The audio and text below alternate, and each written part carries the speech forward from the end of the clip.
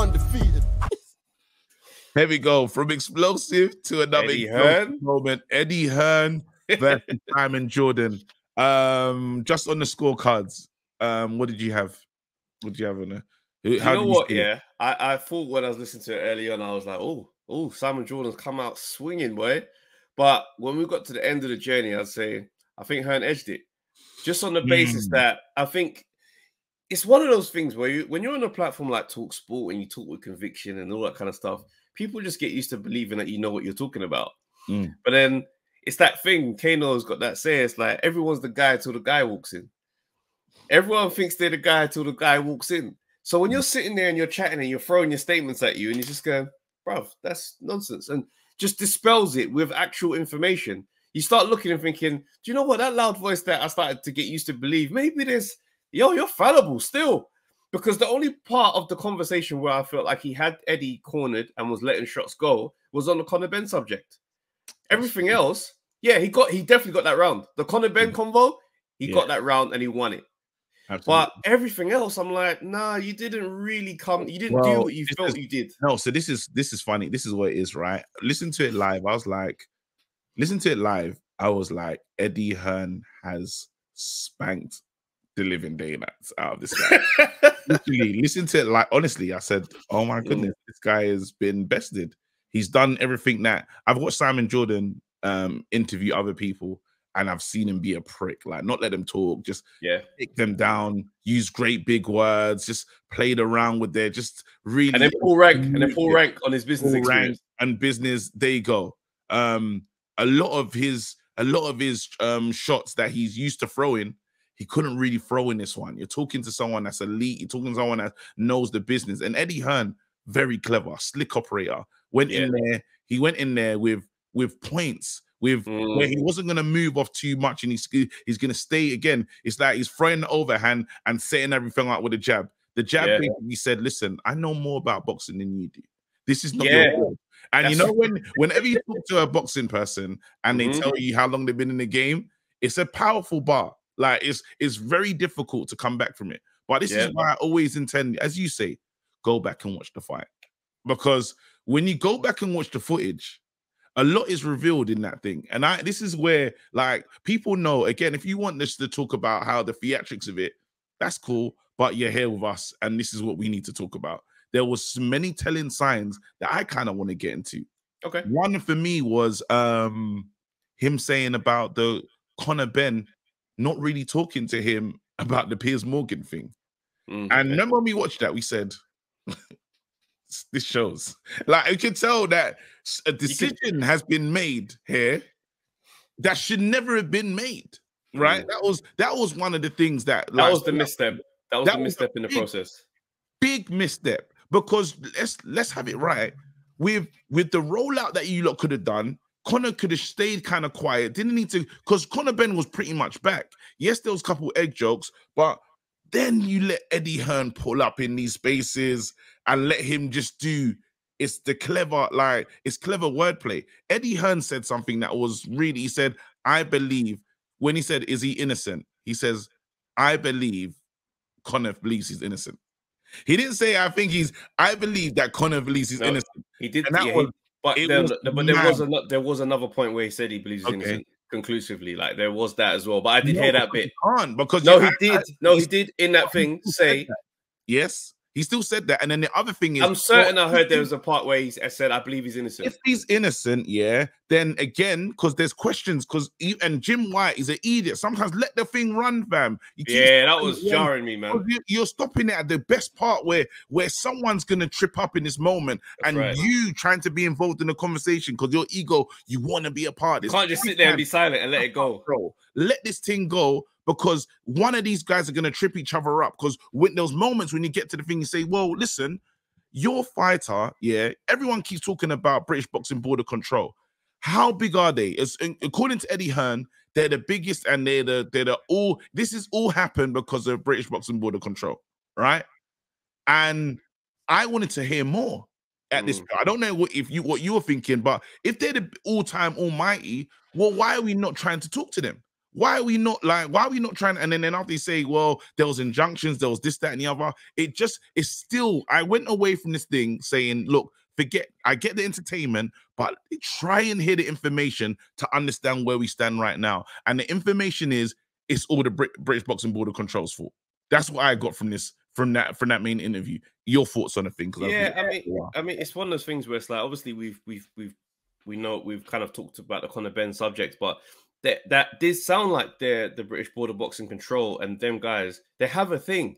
Do you know what I'm saying? Like, and I'm looking at it like, you know, I don't believe anybody is impartial in boxing. I don't believe anybody. It's very cliquey. It's very much like your side, our side. You know what I mean? Like anybody who has a relationship with someone, it affects the way the order of business goes. And I don't think the British Board of Boxing Control and Eddie Hearn or that side of things, they don't have a good relationship. It's simple as that. I don't believe they have a great relationship. I believe there is something there that these guys don't really speak to.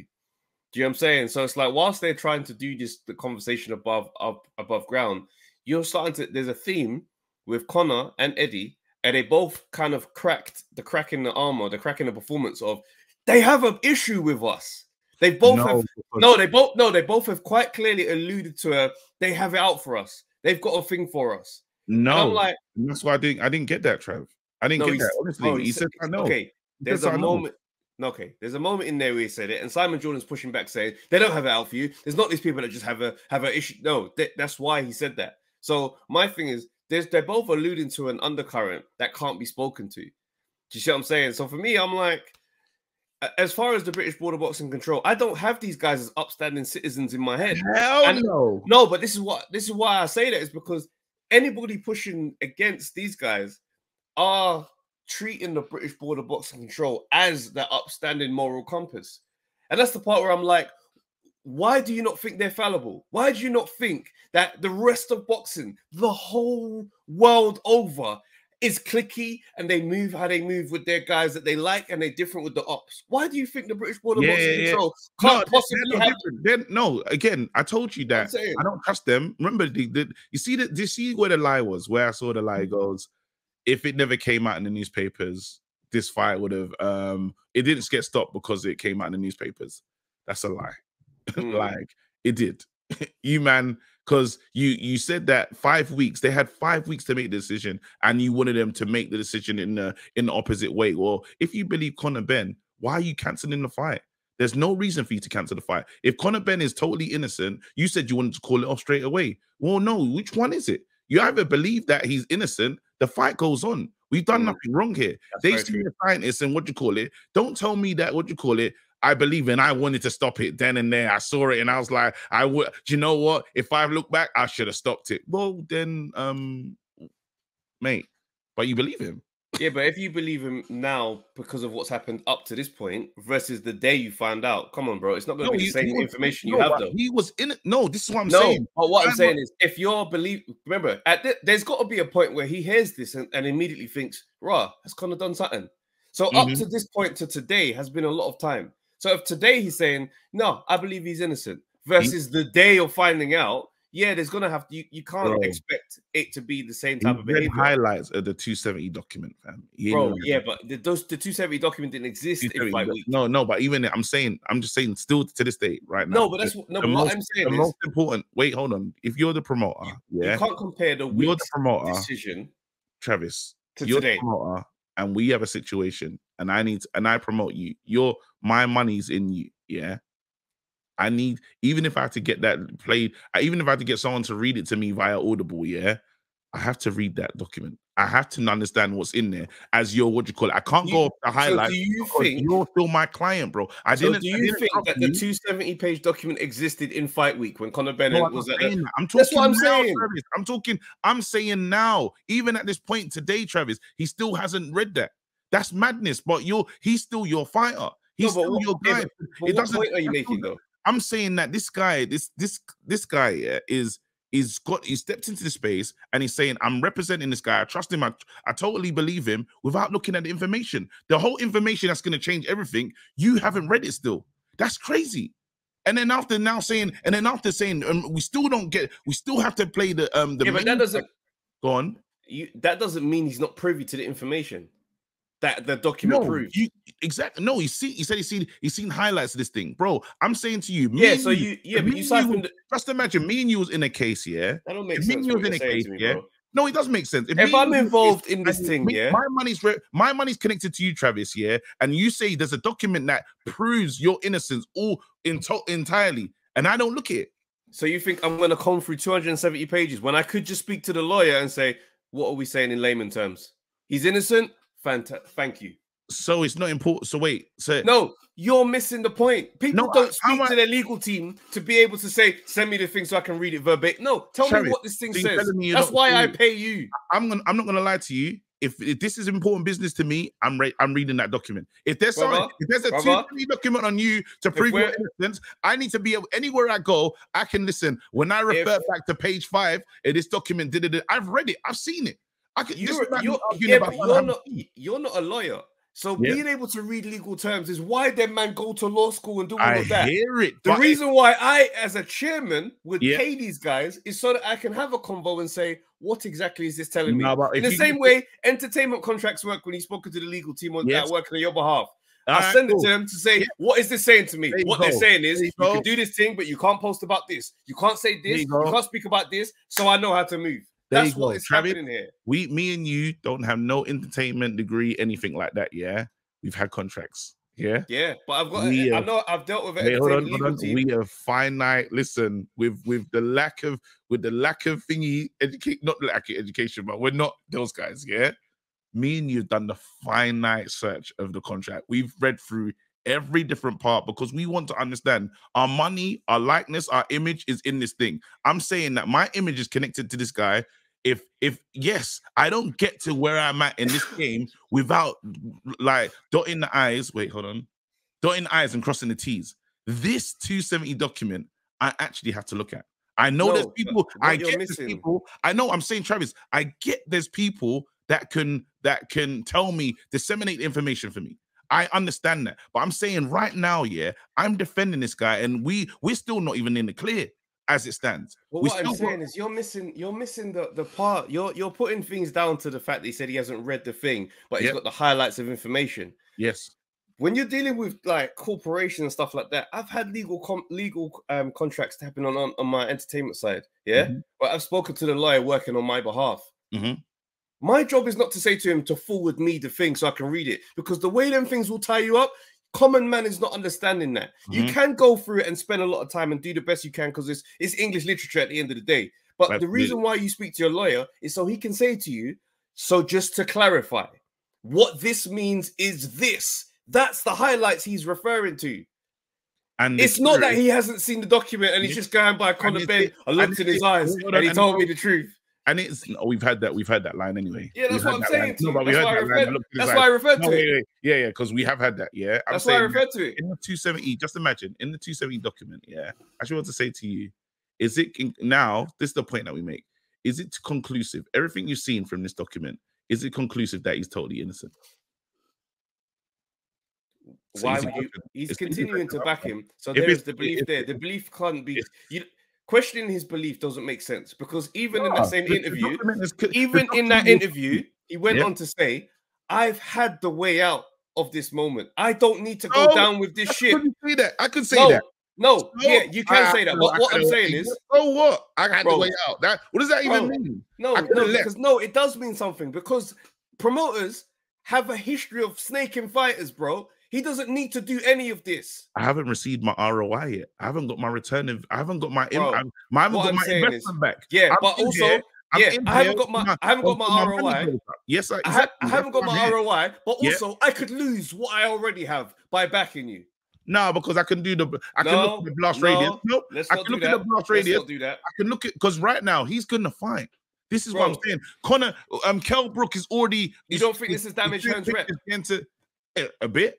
But look at now. You don't think it gets worse if this one gets worse? A bit, but look now, bro. He's on IFL giving championship winning. He's on IFL as we stand here talking about. I had to do what I did. He's giving post fight, bro, post fight analysis, and the comments are in his favor because what we do right now. Because he came across well for other topics. All he has to do is came across well on other topics. Of course he did. I'm saying it's court of public opinion, right? All I have to do is convince the public that I'm okay. That's all I have to do. People don't care about the honest facts. Like, we're never going to see these. Yeah, but what I'm saying is, we're never going to see this. Let's All not I have to do is conflate. prove to the people is that, you know what? You're conflating I'm a issues, knife. bro. You're linking stuff that's not linked. You're linking stuff that's not linked. No, it's not. You're linking stuff that's not linked. He's gone on an interview and talked about more than one thing. So the other topics is where he came across. So now he's doing that about those topics. On this particular topic is where I said at the beginning he didn't look good. So you beating down on this topic doesn't change the fact that he came across well in that interview. No, but you're here for this topic though. Remember, my thing was, again, when we look at the fight was, I don't like the way he handled the Conor Ben situation. That's and then he said, I would have handled it differently. And you avoided. This is what I'm saying. So just imagine, yes, you won in other topics. Me and you are talking right now. We don't meet eye to eye for this one topic. I brought you here because I believe how you managed in that time, it wasn't good. And then but you know what it is? The problem is you can't beat up someone that says, yeah, no, and I do hold my hands up. I would have handled it differently. You can't beat that guy up. Very true. You can't beat up someone that says, sorry, bro, I didn't mean to. It's different. Very true. Different. Then, bro, you stepped on my shoes. Are you mad? Bro, I'm sorry, man. Punching that guy after that point is you got to be a different type of angry about it. But then after, just imagine when the guy says, you know what, I hold my hands up, yeah. But he says, but it's all the British Boxing Board of Control's fault. It's like, wait, that's what I'm saying. No, that's what I'm it's saying. Not the same. He's saying, no, you don't listen. I am listening. I'm saying to you, he's saying, I would have handled it differently. But clearly, this conversation is more complex and more hands were involved. So whilst I would have handled it differently, there were other factors involved in this as well. Yeah. And you can't argue with someone that's saying contractually, this is what I was allowed to do within reason. So unfortunately, we can't just say, no, we got to hold him. Because he started off by saying, I would have handled it differently. But you have to understand my side. Contractually, these were the areas that I could have operated in. All right. And then after, a question was thrown back when Jim White got involved, because I'm listening, by the way.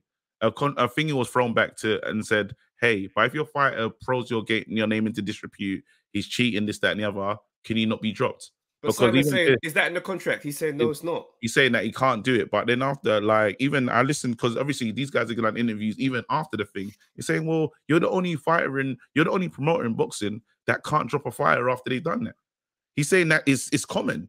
It's common. You go and do your research. The same way Vinny's now doing IFL interviews after the mat and saying, well, this meant this and this meant that. He's saying, well, it's common that you can do this. That's not what you call it. If someone's done so, because they're in breach. They're in breach. If they cheat, they are now in breach of the contract. The same way I can be breached, because contracts have to protect people on both sides, right? If you do something that breaches and now you've left the thing on me, you've messed up the terms of agreement. But guess what we have now is a problem with boxing on a whole, because we've seen other fighters with other promoters cheat and stay with their promoters. If we can knock on the door and start to say things about the problems in boxing, and we're going to be speaking all day, speaking to one promoter about the issues of boxing, he's saying, bro, I'm in the game of this world. This is how this world operates. You can have an issue with the way this world operates. That's no longer my particular problem. And that's the problem with what Simon Jordan was doing in there, is that he was coming from places that you can attack the guy that you're talking to at that moment about the issues in boxing. But that's like saying to the world leaders, bro, like, why are you spending so much money on military defense? You think I'm going to be the one that takes my army out of and says, you man, forget it, no more army defense. These men are going to come and do a madness. Eddie Hearn is sitting there thinking, yeah, I hear what you're saying. And yeah, cool, that should probably change. But in this world, this is how it goes. This is how it goes. Yeah, listen, the killer is, I understand. But the main thing is, when you were upset because I spoke to how you operated in that thing. Yeah. And then what you've come and said is, well, yeah, I didn't handle myself good. But then what was initially upset you about my thing is I spoke to the way you handled it. And that's what's really got that's what's really got your knickers in a twist, really. But this is the thing. I spoke about how you've managed something, and then after what you have done is you showed up and said, well, yeah, it's true, I should have handled myself better. Really. Yeah. But then the whole back and forth, the first thing, what led to this engagement is me criticizing how you've managed this. right? Yes, And because then you got go ahead. in the conversation, right? And this is the part you can't take this part out. Hearn says, "Yeah, you got to understand. I lost £1 million. We spent a lot of money in this thing. Eagle was involved. Yeah, I wanted to respond back in that moment and say, no, we're looking at other options. We're still because this is a man that doesn't like to be handled. So when he's saying, in hindsight, and now Ego's not involved, I would have handled it differently. I probably would have listened to certain conversations a bit more than I did at that time. Because at the time, he stuck to his guns and was still very much in fight mode. So when there's undercurrents, when it's us, when something becomes you and me, and it's no longer about the situation, things can get crazy. Understood. Do you know what I'm saying? We had a conversation this week about moments in entertainment where you can make a moment competitive when it's never about you and another person. Yeah. And obviously, this is an individual thing, but it goes to show in the headspace when ego gets involved, foolish things can happen. So he's coming in and he's saying, yeah, I would have handled it differently. Ego wasn't involved. When ego was involved, I was trying to hold to my guns a little bit. But in hindsight, XYZ, which is why it's hard to hold the man and say to you, bro, I can't believe you did that. And he's like, sorry, bro. As opposed to the man and saying, no, I didn't do that. Are you dumb? You can bang that guy in the face. I hear it. I hear it. You know what's so funny though? I like it, but then it's that feeling of you know, like I know what you're feeling. Your feeling is thing where it's like if you get into an argument with someone, yeah, I called you out for something that I know you did, and then you turn up and say, yeah, I know I did it. It's like, wait, but you were mad at me for calling you out, and that's what I feel in boxing. Just in boxing, let's take these guys out, yeah. In boxing, you can't have an opinion. Even like I could meet Conor Ben tomorrow, and I say, well, I had an opinion on how you did things, and I thought it was wrong, and that's what I spoke to. I didn't like the way you handled the whole thing. And I didn't like the fact that you ended and said, I didn't like the fact that he ended and said it's because of my what principles or pride won't allow me to have these conversations, right? And he'd be like, I can't believe you treat me like this, you know, because he's still mad at everything I've said, negating everything he said. He said, well, I admit I shouldn't have done it, mate. We're at this impasse now. And all I've done is call you out for what you've done before. But now I'm the bad person for calling you out. And it's like, well, yeah, I've turned up and everything's fine. No, mate. No, but the problem is it doesn't make you the bad person for calling them out, right? Because they come to you to give you back the bail, to give you that bail of, no, you know what? Yeah, I probably should have handled it differently. At the time, yeah, we had beef because I was annoyed and ego was involved and I was moving mad. But now I'm here to chat to you and I'm saying, you know what? In hindsight, I moved a bit mad based on the things you said. But the reason why ego is no longer involved is the fact that I've even come to sit with you. Because if a fighter doesn't like a take... I don't think fighters, and I'm not talking about Sam and Jordan and thingy. I don't think they do that. I'm saying in just boxing, in now what we experience in this boxing. No, because I feel like with fighters... You said everyone is very cliquey, and as soon as you make an opinion that is opposite to the fighter, that's it. Like in this space, what I've started to realize more and more as we delve further into this space is you can't disagree with me. Yeah, but with fighters go back to the reason why with fighters, the actual fighter is different is because they go back to the fact that, yo, I train for months and I fight and I get punched, I get physically hurt whilst you have an opinion. They don't allow your opinion to have as much weight to their experience, which you can't really argue with because it's that thing. Sometimes you get people that have takes about stand up and da-da-da-da-da. And I could go back to the fact of, you know how hard this thing is. Do you see what I'm saying? And it would silence an opinion. Right. Well, not really with stand-up. Stand-up's a bad example. But with fighting, it's like, bro, I put my life on the line versus you having an opinion about what I may have said. It's one of the things they don't allow you. And if again, it's the circle, right? Everyone is it's a I don't know, it's all part of the boxing economy or the way, the life cycle of it all, right? Yeah. You need these, man. If these lot are not talking, how do you become the A side with no one talking about you? No, I hate. You know what I mean? Like that's it. That's the way I want to say. The boxing ecosystem. There's a boxing ecosystem, and you say, well, you lot can't have an opinion, but then you want me to be invested in your career. Of course I should have an opinion. Like, that's bro, you could go into a list of the man them that I do not care about in boxing, and there's bare because there's a lot of active fighters. We don't talk about all of them, right? You know what I mean? And you could go into that group and no one will care, bro, do your thing. You know what I'm saying? But then you want you want to be this person. Now, what comes with being this person is there's a lot. There's eyes. There's people that are gonna have something to say.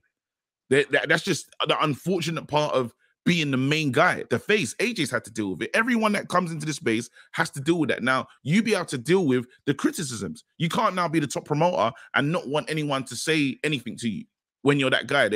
People are gonna have shit to say, is what I'm saying. That's how, you know, that speaks to how people want to kind of navigate their career and how they allow things to affect them. Not everybody doesn't really care about having a good relationship with, you know, media, mouthpieces, personalities. It's one of those things, isn't it? Like, people live in their bubble. Like, there is a bit of delusion involved or required to be good in boxing, to be a boxer, like, at a certain level. So I don't really get mad at the fact. I just accept that I don't need to be friends with everybody in the game.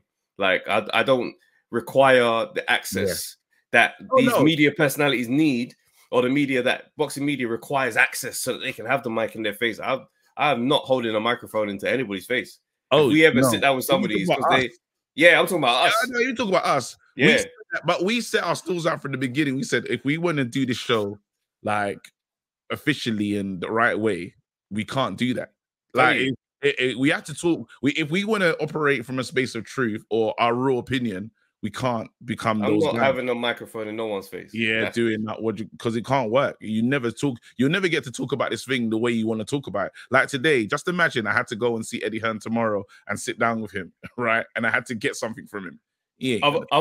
Other business matters. He ain't chatting. Oh, that's why. Again, I want to be able to do this. We want to be able to deliver like what we deliver right now, just honestly, without bias, without prejudice. Just say, "Raw, I heard that. This is what I think." Right? That's real. That's real. Mean, it's not heard in the boxing space enough. I don't think it's heard in the boxing space enough, actually. Personally, we move anyway because I mean, Umar from IFL TV. He's doing his bit. He's doing his bit for Team Fury, fam. I saw him doing an interview with Usyk's promoter talking about, why don't you just accept the percentage because you know you believe you're going to win. It's just you're the almost there where you think, don't try and frame this as Usyk's fault. Why don't he accept the percentage if he believes he's going to win? He should get the same money again. Anyway, let's hard out on this topic, fam.